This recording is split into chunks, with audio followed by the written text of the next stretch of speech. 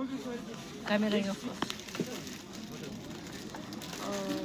Hayotda ko'p narsalar bo'ldiki, biz Najma opani tanishganimizdan beri ko'p narsalarni ko'rdik. Ochlik ham ko'rdik, to'qlik ham ko'rdik. Ko'p narsalarni ko'rdik. Gapiriladigan gaplar bor, gapirilmaydigan gaplar bor. Lekin Allohga shukr, mana necha yildan beri birgamiz. Hech qachon bir-birimizni itarib yiqitmaganmiz. Bir-birimizni xafa qilmaganmiz. Xafa qilsak ham kechirim so'rab o'tib ketamiz. Urushtirmoqchi bo'lganlar ko'p bo'lgan. Eng yaqin dugonalaringizga ishonmang hayotda. Man deganlarga ham ishonmang.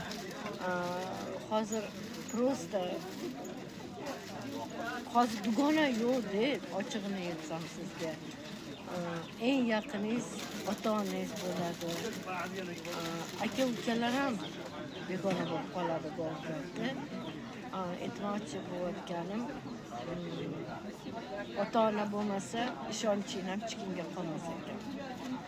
Mani so'rasanglar, men o'zimdan o'zim bo'lib yashab yuribman. Majbur yashashim kerak. Majbur oyoqda turishim kerak.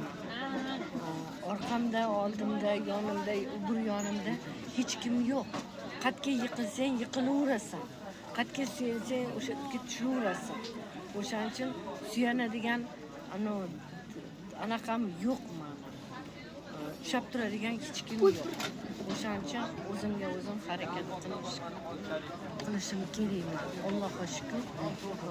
Shu bugungacha Alloh bizlarni olib kelib turibdi. Kasalimiz yo'q, Allohga shukr. Soppa sog'miz.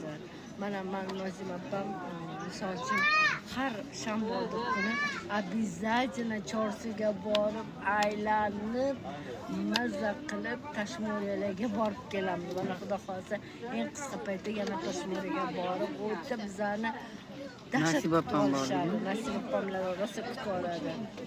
Aylanamiz, shashliklar qilishadi, osh qilishadi. Xuddi biza to'yxonada o'tirgandek. Shunaqa ko'p oilaki bular.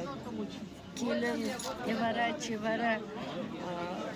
Inshaalloh olib boramiz o'sha yerga bir kun sizlarni ko'ramiz. Haqiqiy o'zbek, musulmon o'shalarni ko'rganim, men ko'rganman. Men dunyoda bitta o'zimman. Men va Allohim bor.